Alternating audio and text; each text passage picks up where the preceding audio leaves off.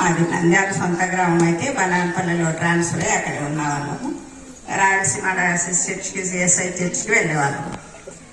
ఒకసారి మనోహర్ సార్ గారు మరి చర్చికి రావడం జరిగింది.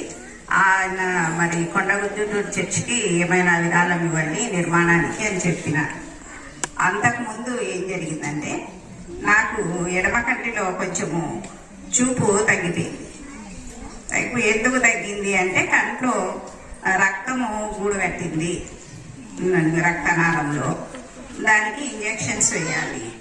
ఒక్కొక్క ఇంజెక్షన్ 15,000 రూపాయలు అవుతుంది.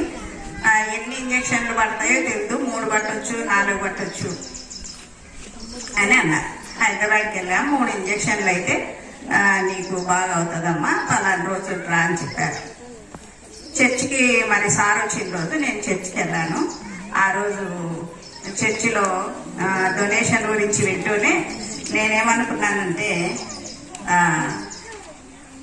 ఒక్కొక్క ఇంజెక్షన్ 15,000 కదా దేవా, మరి నాకు ఒక ఇంజెక్షన్ తోనే తగ్గించినావు అనుకో, మిగిలిన 2 ఇంజెక్షన్ల డబ్బులు నేను చర్చికి ఇస్తాను.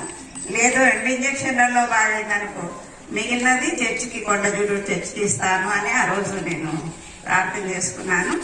మరి దేవుని దయ వల్ల నాకు 2 ఇంజెక్షన్లతోనే నా కన్ను బాగైంది. తర్వాత మళ్ళీ 3 నెలల తర్వాత రమ్మన్నారు నన్ను. ఒకవేళ అప్పుడు మళ్ళీ రక్తం గూడు మళ్ళీ అది వస్తే మళ్ళీ ఇంజెక్షన్స్ వేయాలా అని అప్పుడు కూడా మళ్ళీ ప్రార్థన చేసుకున్నాను. ఒకవేళ ఇప్పుడు కూడా నాకు ఇంజెక్షన్ లేకుండా చేస్తే ఇప్పుడు మిగిలిన 15,000 కూడా నేను కొండజూడు చర్చికి వేసాను అని అప్పుడు కూడా మళ్ళీ డాక్టర్ దగ్గర కూడా నేను ప్రార్థన చేసుకోవడం జరిగింది. మరి అద్భుత రీతిగా డాక్టర్ గారు నీకు ఏం ఇంజెక్షన్ అవసరం లేదమ్మా, నీ కన్ను బాగుంది అని చెప్పినారు.